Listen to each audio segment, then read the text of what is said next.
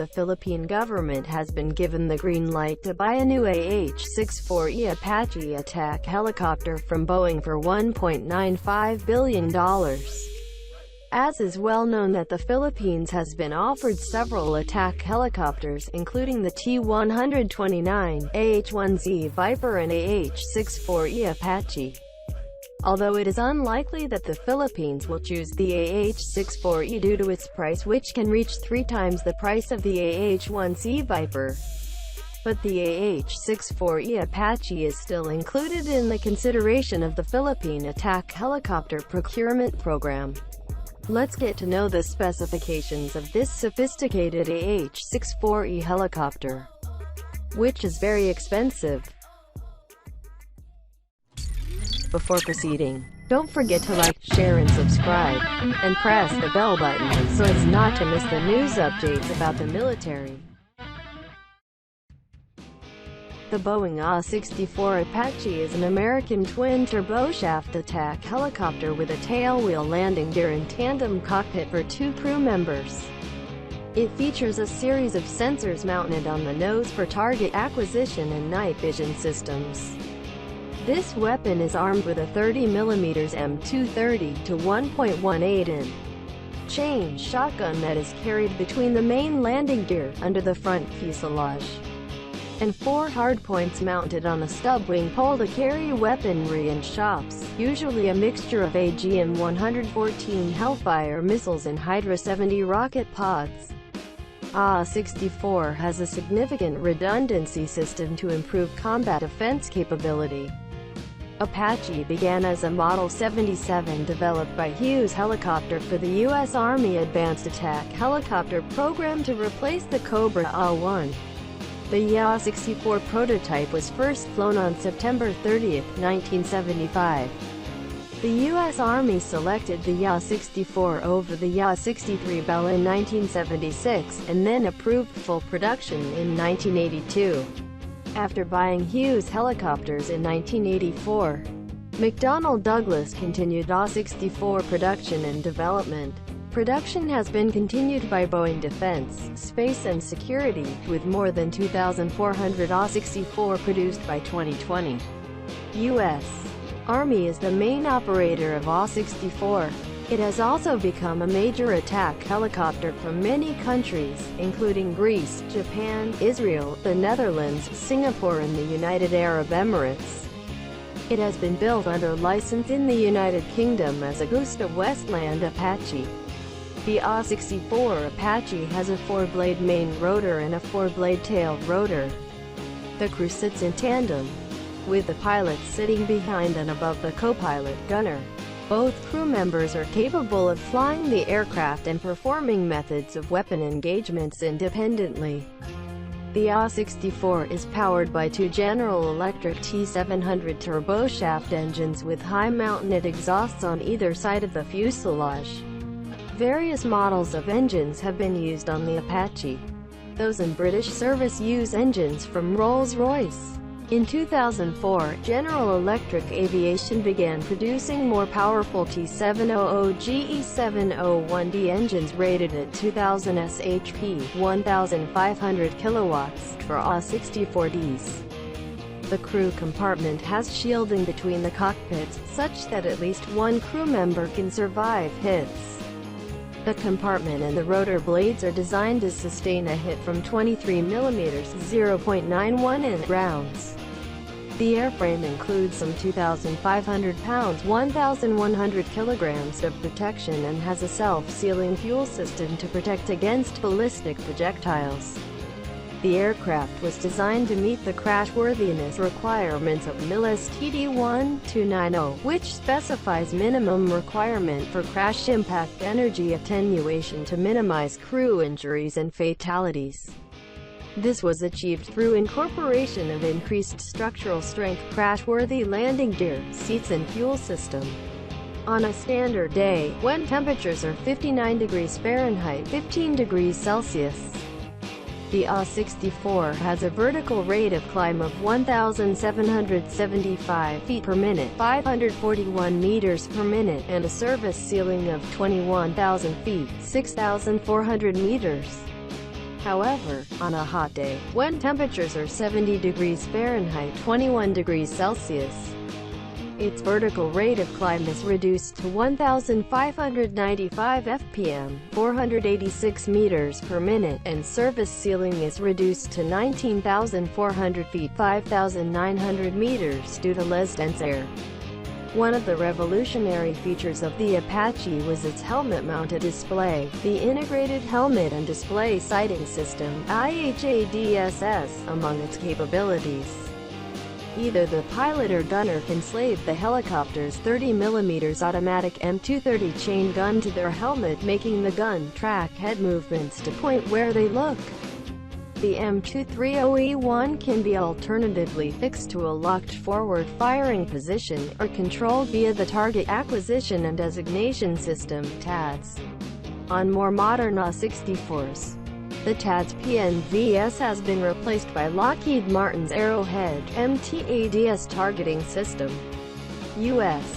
Army engagement training is performed under the Aerial Weapons Scoring System integration with Longbow Apache Tactical Engagement Simulation System (AWSSLBA-TES), using live 30mm and rocket ammunition as well as simulated Hellfire missiles. The Smart Onboard Data Interface Module (SMODIM) transmits Apache data to an AWSS ground station for gunnery evaluation. The AH-64's standard of performance for aerial gunnery is to achieve at least one hit for every 30 shots fired at a wheeled vehicle at a range of 800 to 1,200 meters, 870 to 1,310 yards. The AH-64 was designed to perform in frontline environments, and to operate at night or day and during adverse weather conditions. Various sensors and onboard avionics allows the Apache to perform in these conditions. Such systems include the Target Acquisition and Designation System, Pilot Night Vision System, TADS PNVS Passive Infrared Countermeasures, GPS, and the IHADSS. Longbow-equipped Apaches can locate up to 256 targets simultaneously within 50 kilometers 31 miles. In August 2012, 24 U.S. Army AH-64Ds were equipped with the Ground Fire Acquisition System, GFAS, which detects and targets ground-based weapons fire sources in all light conditions and with a 120 degrees visual field. The GFAS consists of two sensor pods working with the AH-64's other sensors, and a thermographic camera that precisely locates muzzle flashes. In 2014, it was announced that new targeting and surveillance sensors were under development to provide high-resolution color imagery to crews, replacing older low-definition black and white imaging systems. Lockheed received the first contract in January 2016, upgrading the Arrowhead turret to provide higher resolution color imaging with longer ranges and a wider field of view. 66. In 2014, the U.S. Army was adapting its Apaches for increased maritime performance as part of the Pentagon's rebalance to the Pacific. Additional avionics and sensor improvements includes an extended-range radar capable of detecting small ships in littoral environments, software adaptations to handle maritime targets, and adding Link 16 data links for better communications with friendly assets. The AH-64 is adaptable to numerous different roles within its context as close combat attack (CCA). In addition to the 30mm M230E1 chain gun, the Apache carries a range of external stores and weapons on its stub-wing pylons, typically a mixture of AGM-114 Hellfire anti-tank missiles and Hydra 70 general-purpose unguided 70mm 2.756 inch rockets. An 18-aircraft Apache battalion can carry 288 Hellfire missiles, each capable of destroying a tank. Since 2005, the Hellfire missile is sometimes outfitted with a thermobaric warhead, designated AGM-114N. It is intended for use against ground forces and urban warfare operations. The use of thermobaric enhanced blast weapons, such as the AGM-114N, has been a point of controversy. In October 2015, the U.S. Army ordered its first batch of Advanced Precision Kill Weapon System (APKWS) guided 70mm rockets for the Apache.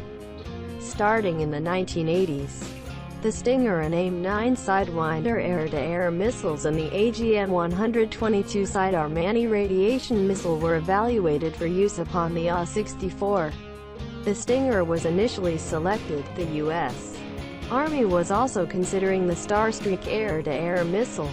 External fuel tanks can also be carried on the stub wings to increase range and mission time. The stub wing pylons have mounting points for maintenance access. These mountings can also be used to secure personnel externally for emergency transport. Stinger missiles are often used on non-U.S.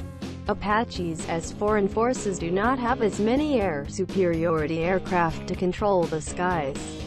The AH-64E initially lacked the ability to use the Stinger to make room for self-defense equipment, but the capability was re-added following a South Korean demand. The AH-64E is able to control unmanned aerial vehicles (UAVs) used by the U.S.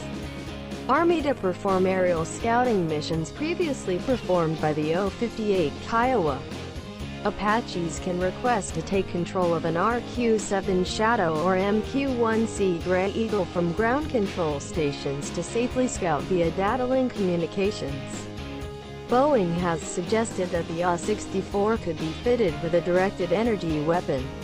The company has developed a small laser weapon, initially designed to engage small UAVs, that uses a high-resolution telescope to direct a 2 to 10 kilowatts beam with a diameter of a penny out to a range of 5.4 nmi 10.0 kilometers, 6.2 miles. On the Apache, the laser could be used to destroy enemy communications or radio equipment.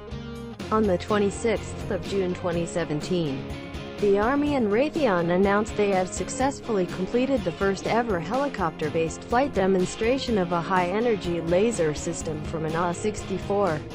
On the 14th of July 2016, it was reported that the AH-64 had successfully completed testing of the MBDA Brimstone anti-armor missile.